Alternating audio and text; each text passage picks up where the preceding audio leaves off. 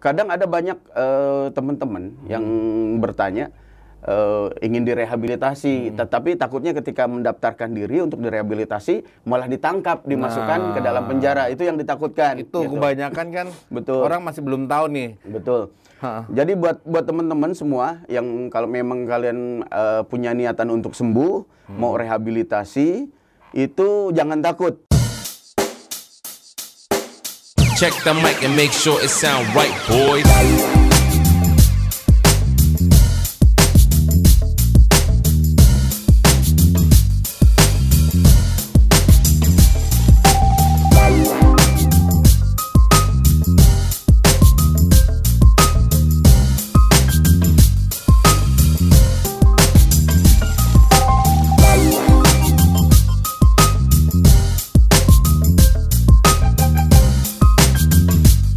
Oke, assalamualaikum warahmatullahi wabarakatuh. Kembali lagi di Bekesahan Busam ID, dan hari ini kita kedatangan tamu yang sangat luar biasa dan banyak menginspirasi anak-anak muda khususnya di Kalimantan Timur. Kita kedatangan dengan Bang Langit. Apa kabar, Bang? Siap.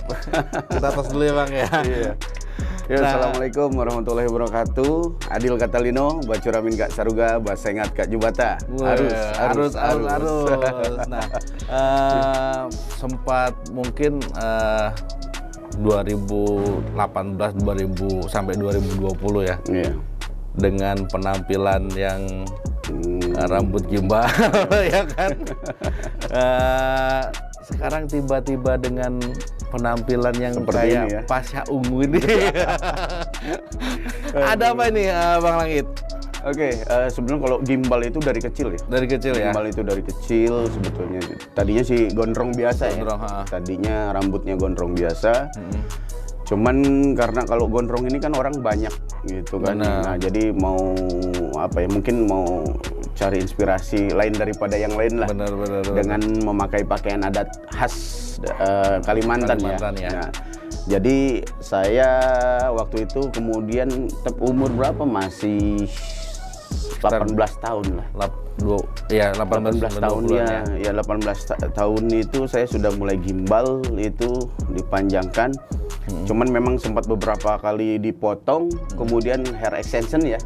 Ada kalau di salon itu yang disambung, nah yang disambung. Tapi sampai sekarang rambutnya masih disimpan. Iya. Sewaktu-waktu nanti ya kalau mau dipakai lagi, nah itu bisa gitu. Nah, kalau pertanyaannya kenapa saat ini penampilannya seperti ini? Karena kebetulan saat ini kan memang domisili di Jakarta. Aktivitas di Jakarta. Kemudian sekarang aktif di ya salah satu intinya keterkaitan dengan tugas negara lah, intinya begitu. Siap.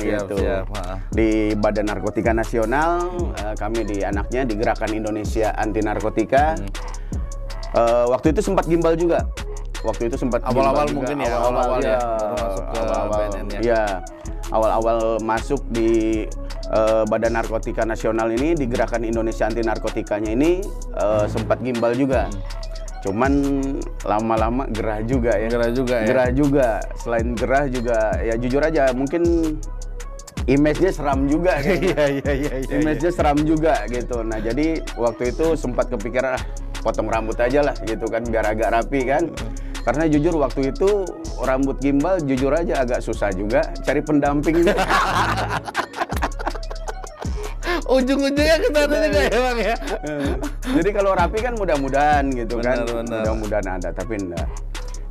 Tapi alhamdulillah lah kalau pendamping sudah ada. Sudah ada ya. Sudah ada pendamping, sudah. Berarti status di KTP sudah ada pendamping lah ya. Ada pendamping, cuman pendampingnya kita skip aja. Bahaya nih mancing-mancing soalnya. Bang, terakhir kita ketemu mungkin 2019-2020 ya? Iya, 2019.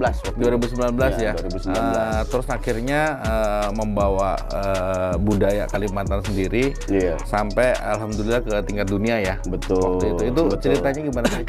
Jadi kebetulan karena saya mulai masuk Jakarta itu 2008 ya, waktu itu 2008 ya. Karena di sana itu ya saya untuk kepikiran banyak teman-teman yang merantau itu dari Kalimantan Barat, Kalimantan Tengah, Kalimantan Selatan, Kalimantan Timur, Kalimantan Utara. Nah, akhirnya punya inisiatif untuk membuka satu wadah komunitas. Dulu namanya komunitas Persatuan Perantau Kalimantan. Nah, di situ akhirnya saya buka wadah itu. Itu kita konsepnya temanya untuk sharing-sharing aja seputar keluh kesah kita selama merantau di Jakarta lah, intinya kan seperti anak-anak itu. anak-anak perantau Anak-anak perantau, betul, anak-anak perantau Kalimantan seperti itu. Nah, kemudian waktu itu kita lihat beberapa kesenian di salah satu pertunjukan yang diadakan di sebuah mall di Jakarta. Dan kemudian saya punya inisiatif, kenapa kita nggak bawakan budaya kita Kalimantan aja di Jakarta ini gitu kan. Waktu itu saya sempat kepikiran, akhirnya saya kumpulkan semua rekan-rekan, saudara-saudara kita yang sesama perantauan di Kalimantan di Jakarta ini. Kemudian kita disitulah mulai merancang baju-baju adat kan, buat memang kalau untuk sekarang kan kebanyakan di ini ya, baju ini menjadi modernisasi lah gitu kan tapi masih ngikut pakem-pakem tetap adat itu sendiri tetap ya? Iya, tetap kita tidak menyimpang atau keluar dari pakem dari adatnya gitu kan. Cuman karena memang di Jakarta ini kan ada yang namanya fashion show juga gitu. Nah, kita sempat turunkan juga di fashion show gitu kan waktu itu gitu. Kemudian saya buka sanggar juga di sana untuk teman-teman yang bisa menari. Nah, kan kita bukakan khusus buat tarian mereka, kemudian yang main sape gitu kan, untuk main sape juga. Nah, di situ kita mulai memperkenalkan. Ya, itu kita langsung kalau hari Minggu itu di Jakarta ada namanya Car Free Day kan. Oke, Car Free Day. Car Free Day. Jadi kita menampilkan kesenian budaya dari Kalimantan itu dari mulai sape sama tarian-tariannya. Ya, kalau nggak salah itu kan daerah Sudirman zaman dulu itu kan. Iya, betul. Banyak tuh ya kan. Betul. Car Free Day arahnya ke sana ya. Betul, di situ. Nah, dari situ ya namanya penonton yang melihat kan kita tidak tahu siapa orang tersebut kan. Ada yang manajer, ada sutradara mungkin, atau ada siapalah itu kan mereka. Ada beberapa orang yang tertarik dengan kita yang akhirnya kita diundang. Waktu itu kita diundang untuk masuk ke stasiun TV kan. Kita tidak usah disebutkan, kita skip di sini. Ada japa-japanya gitu lah ya kan, depan japa ya kan. Gitu. Ya kebetulan waktu itu juga momennya waktu ada lomba tari ya, lomba tari itu 8 negara. Lomba tari 8 negara. Sebetulnya saya sendiri tidak langsung turun ya di tarian tersebut, tetapi saya di sini menjadi salah satu pendorong lah buat anak-anak remaja Kalimantan yang waktu itu sedang mengikuti lomba ya. Dan alhamdulillah waktu itu memang juara satu. Juara satu. Nanti ada videonya. Iya. Nanti ada videonya. Ada videonya. Itu waktu itu. Nanti kita boleh. Jadi berjuang dari 2008, alhamdulillah akhirnya sampai ada salah satu stasiun. Mungkin nggak salah satu aja, beberapa stasiun TV. Beberapa. Iya, ada beberapa. Karena waktu 2015 itu kabut asap yang berkepanjangan itu saya juga sempat diundang juga ya di itu salah satu program menyanyi lah yang waktu itu memang lagi hits lah gitu kan gitu. Kemudian di satunya lagi sama di program nyanyi juga gitu kan. Ini boleh sebut nama? Boleh aja, bebas aja. Biasanya kan kita ada skip gitu. Soalnya enggak, masalahnya air mineral ini enggak ada logo. Ya belum. Jadi saya lihat di sini. Gitu. Oke. Jadi 2015 itu saya diundang sama Dahsyat ya. Dahsyat ya. Di RCTI untuk mengungkapkan keluh kesah. Saya menyampaikan aspirasi dan inspirasi masyarakat Kalimantan waktu Timur. itu di Dahsyat ya, di 2015. Kemudian di inbox juga di SCTV gitu kan, di SCTV. Terus 2016 sempat dipanggil sama Metro TV. Metro TV. Kemudian 2017, 2018 itu kita sudah berapa kali dipanggil sama Trans ya. Sama Trans TV, salah satunya program OPJ. OPJ ya. Ya, Opera Panjapa gitu. Nanti ada videonya. Ya. Gitu kan. Terus ada juga kayaknya foto sama Mata Najwa dan lain-lain kayaknya. Oh iya, dengan Mbak Najwa Shihab ada. Kalau dengan Mbak Najwa Shihab ini baru saja kemarin. Baru saja kemarin. Iya, karena di Kalimantan Timur ini kan ada budaya kuping panjang. Ya, budaya kuping panjang.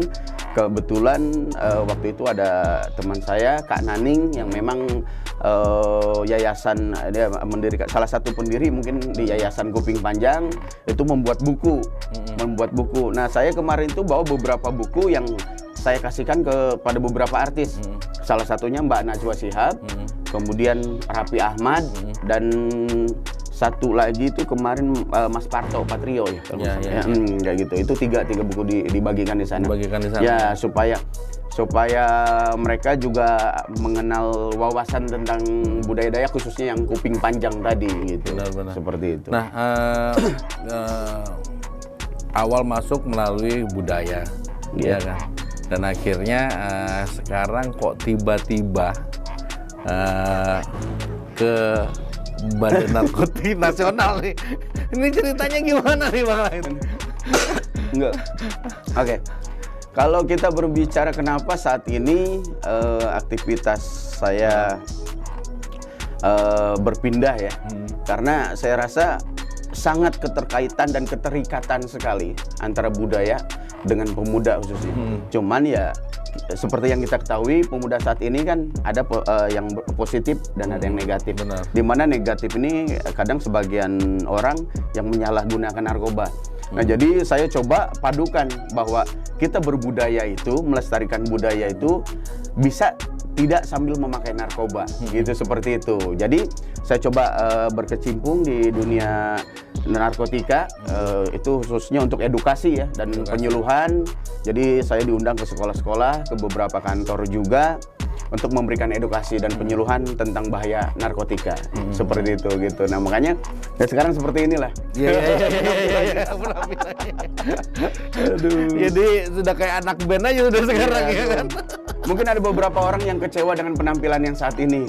Karena memang kalau dulu kan memang ikonnya rambut ya. Ya, ikonnya dulu kalau di 2019-2020 ya, terakhir kita ketemu itu dengan rambut gimbalnya itu dan banyak pernak-pernik. Iya, betul. Budaya pakaian adat lah, intinya seperti lah. itu gitu. Karena ya memang kalau kita berbicara budaya, saya tetap menjadi pelestari budaya karena saya mencintai budaya saya sendiri. Tapi yang jelas kalau berbicara ini adalah pekerjaan, artinya di sini ada tugas dan kewajiban saya untuk mengingatkan generasi muda, yaitu seperti itu tadi, terutama khusus untuk para pelestari budaya ya, para pelestari budaya. Karena kalau sampai saat ini sih, ya alhamdulillah saya rasa tidak ada satupun pelestari budaya yang memang memakai narkotika, sepengetahuan saya, gitu. Alhamdulillah seperti itu. Tapi saya juga tidak fokus ke teman-teman yang melestarikan budaya, tetapi untuk semua remaja juga sih. Untuk jadi arahnya sekarang mungkin edukasi ya, edukasi tentang bagaimana bahaya dari narkoba itu sendiri. Ya? Betul. Kemudian kan begini, kadang ada banyak teman-teman yang bertanya, ingin direhabilitasi, tetapi takutnya ketika mendaftarkan diri untuk direhabilitasi malah ditangkap, dimasukkan ke dalam penjara. Itu yang ditakutkan. Itu gitu. Kebanyakan kan orang masih belum tahu nih. Betul. Jadi buat teman-teman semua yang kalau memang kalian punya niatan untuk sembuh, mau rehabilitasi, itu jangan takut, karena tugas dari apalagi Badan Narkotika Nasional ya, dari BNN sendiri adalah untuk mendampingi supaya kalian sembuh gitu. Jadi tidak akan ada di situ penangkapan ketika kalian mendaftarkan. Karena apa? Orang lo mau niat sembuh kan, masa ya kita masukkan ke dalam penjara kan tidak mungkin gitu. Seperti itu. Kecuali mungkin bandarnya atau apanya lah ya. Kan? Kalau bandar dan pengedar itu lain. Bandar dan pengedar lain. Kalau kategori pemakai ini sama saja dengan korban. Sama saja dengan korban.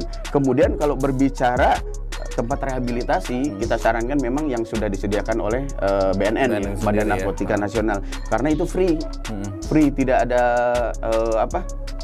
tidak ada pembayaran apapun gitu kan, karena memang sudah ada ditanggung sama negara gitu kan gitu, karena memang ada anggarannya. Kecuali kalau memang tempat rehabnya ini swasta Kalau swasta mungkin ya ada apa? Ada ininya lah. Biayanya ya, ada biaya perawatannya, biaya pengobatannya. Tapi khusus untuk narkoba ya. Kalau kecanduan CTM kali enggak ya. CTM kali. Khusus narkoba ya. Iya, betul. Kira-kira apa nih Bang Langit yang bakal disampaikan untuk teman-teman yang ada di rumah, khususnya untuk Kalimantan Timur ya, berkaitan dengan visi dan edukasi secara ini apa dari BNN sendiri? Ya, kalau dari saya pribadi, saya berharap sih khususnya untuk semua masyarakat ya, karena memang narkotika ini kita tidak bisa menggolongkan hanya golongan anak remaja muda, saja, gitu. anak muda saja, tetapi bisa orang tua, bahkan bisa anak kecil sekalipun gitu kan, seperti itu. Harapan saya tetap semua masyarakat Kalimantan, khususnya Kalimantan Timur, berpikir positif, sehat selalu, tidak memakai narkotika atau narkoba, karena selain merugikan juga untuk kesehatan, merugikan untuk isi kantong kita juga. Baik banyakin ngopi kali ya. Nah, betul. Lebih baik ngopi ya. Iya kan? Daripada narkoba mending ngopi. Iya, kan? betul. Nah, selanjutnya nextnya apa nih? Karena kita cukup terkaget-kaget ya kan? Iya. Dari misi untuk memperkenalkan budaya, sekarang masuk lagi ke gerakan untuk anti narkoba. Iya. Nextnya apa kira-kira nih Bang Langit yang bakal dilakukan? Kalau berbicara budaya, saya tetap tadi saya bilang ketika ada event yang memang mengundang dengan senang hati, dengan tidak mengurangi rasa hormat, saya pasti datang. Gitu kan. Kalau berbicara budaya, begitupun dengan berbicara kita di Gerakan Indonesia Anti Narkotika ini, gitu. Ketika kita diundang untuk memberikan edukasi, memberikan penyuluhan kepada masyarakat, entah itu anak-anak sekolah atau mungkin para pekerja kantor, saya pun akan tetap siap gitu kan untuk datang menghadiri undangan tersebut gitu. Kalau berbicara nextnya, kayaknya masih dalam planning ya. Dalam planning ya. Masih dalam planning. Belum bisa dibocorin berarti. Betul, gitu. Karena kalau sudah dibocorkan nanti nggak wah lagi. Nggak surprise lagi. Ya. Kan seperti sekarang saya tiba-tiba dengan datang dengan penampilan seperti ini kan. Berbeda ya kan? Iya, seperti itu. Nah, mungkin ini Bang biasanya di Bekesan itu Bang Langit ada quotes nih untuk teman-teman di rumah, apa yang mau disampaikan kira-kira? Quotes dari saya untuk Bubuan Busam ya, dan untuk saudara-saudara semua, ingat, jangan pernah dengar apa kata mereka, tetapi berbuatlah sepositif mungkin, sebaik mungkin. Selama itu baik, maka lakukan. Dan ingat, jangan pernah ragu, karena salah satu faktor yang menghambat kesuksesan kalian adalah keraguan kalian. Gitu. Jadi go ahead aja, lakukan aja selama itu. Ya, selama itu positif dan baik, tidak masalah. Pokoknya kerjakan, lakukan, gitu. Jangan pernah dengar apa kata mereka, karena omongan-omongan miring itu biasanya justru memacu adrenalin kita untuk membuktikan siapa kita sebenarnya. Iya. Tuh bisa didengerin tuh untuk teman-teman di rumah nih ya. Iya. Untuk quotes untuk hari ini. Betul, selama kalian tidak merugikan mereka, jangan pernah dengar apa kata mereka. Intinya berlaku positif, berperilaku baik, maka lakukan. Intinya seperti itu. Seperti itu ya Bang ya, untuk quotes hari ini. Mungkin ada yang mau disampaikan lagi Bang Langit berkaitan dengan program yang sedang dilaksanakan atau tentang budaya sendiri atau seperti apa? Ya, kalau berbicara program, kemarin sih ada beberapa teman-teman yang mungkin kenal saya di sosial media, yaitu yang orang Indonesia tapi bekerja di luar negeri, dan mereka ada perhimpunannya. Mereka menginginkan ada satu event, satu acara di mana mereka ingin sekali mengundang saya. Mudah-mudahan ya untuk teman-teman di luar negeri sana, doa kita yang ada di sini ya, mudah-mudahan teman-teman semua sehat ya. Sehat dulu lah, yang penting sehat dulu, panjang umur, banyak rezeki kalian di sana. Kalau memang ada waktu, saya pasti akan datang ke sana gitu kan. Mudah-mudahan ada umurnya juga, dikasih kesehatan juga gitu. Kalau berbicara budaya, kalau berbicara program dari Gerakan Indonesia Anti Narkotika sendiri, sudah ada beberapa planning, terutama untuk saat ini memang di Pulau Jawa ya. Di Pulau Jawa ada beberapa undangan yang memang saya diundang untuk ibarat kata untuk menghadiri pembukaan rumah rehabilitasi baru. Jadi ada beberapa kepala desa yang memang menghibahkan tanahnya, lahan mereka untuk dijadikan lahan, entah itu untuk rumah edukasi atau rumah rehabilitasi seperti itu, gitu. Dan mudah-mudahan nanti di Kalimantan juga ada ya. Ya, jadi Kalimantan ini tanahnya luas. Iya. Apalagi kan kita sudah jadi anak ibu kota begitu, Bang. Di mana rumah? Oh, ibu kota. Ibu kota sudah. Ya, Jakarta. Iya. Oh iya. Iyalah ya. Dulu Jakarta lah ya kan, sekarang kita sudah anak ibu kota. Iya, betul. Ya kan. Terus untuk di Kalimantan sendiri ada program khusus mungkin berkaitan dengan BNN dan budaya sendiri. Kalau dari Gerakan Indonesia Anti Narkotika ini kami belum ada program. Tetapi yang jelas kalau berbicara budaya, alhamdulillah sampai saat ini silaturahmi masih terjalin ya. Kayaknya bulan 2 bulan 3 bulan yang lalu kayaknya teman-teman juga ada yang pada ke Jakarta tuh ya. Iya, betul. Itu mereka banyak. Kemudian ya alhamdulillahnya teman-teman dari daerah ini sekarang nggak bisa disebut daerah, sekarang ibu kota. Ya, Nusantara, coy, ya kan. Jadi banyak teman-teman yang dari ibu kota baru ini datang ke Jakarta, mereka juga sempatkan untuk singgah dan mampir di kediaman saya, gitu. Tetap kita masih edukasi sharing lah dalam hal seputar budaya, gitu kan. Bagaimana perkembangan budaya di sana, gitu kan. Karena kalau untuk Jakarta sendiri, kita budaya Kalimantan khususnya ya, entah itu budaya apapun, yang jelas memang sangat luar biasa. Sampai kemarin teman-teman pecalang itu dari Bali, ya. dari Papua. Ketika kemarin kita ada kasus nih dengan seseorang, mereka sangat salut dan bangga. Karena kenapa? Karena mereka lihat kebersamaannya kita, gitu, persaudaraannya kita betul-betul ada, gitu. Malah mereka itu iri juga, gitu, dengan kekompakan kita. Ya, iri juga karena ya itulah prinsip kita kan, satu terluka ya semua terluka juga, intinya kan begitu, seperti itu, gitu. Jadi kalau berbicara budaya di Jakarta, alhamdulillah sekarang saat ini apalagi sudah banyak teman-teman yang sudah mulai berani nih pakai pakaian adat. Dulu kan masih malu-malu. Iya. Dulu sekarang kita pakai gelar apa? Ya, karena kita bangga dengan budaya kita. Betul, seperti itu, gitu. Mungkin seperti itu, Bang Langit. Terima kasih, satu kehormatan buat kami dari Busam.id untuk bisa hadir dan sedikit sharing, ngobrol-ngobrol tentang budaya, tentang program-program untuk anti narkoba dan lain-lain. Mudah-mudahan apa yang kita bicarakan ini bisa jadi bahan pembelajaran. Amin. Buat teman-teman di rumah. Amin. Nah, mungkin ya daripada harus ke narkoba, penting ke ngopi di Busam area. Ya. Mungkin seperti itu dari kami Busam ID. Terima kasih sekali lagi Bang Langit. Kami akhiri untuk acara Bekesan pada hari ini. Assalamualaikum warahmatullahi wabarakatuh.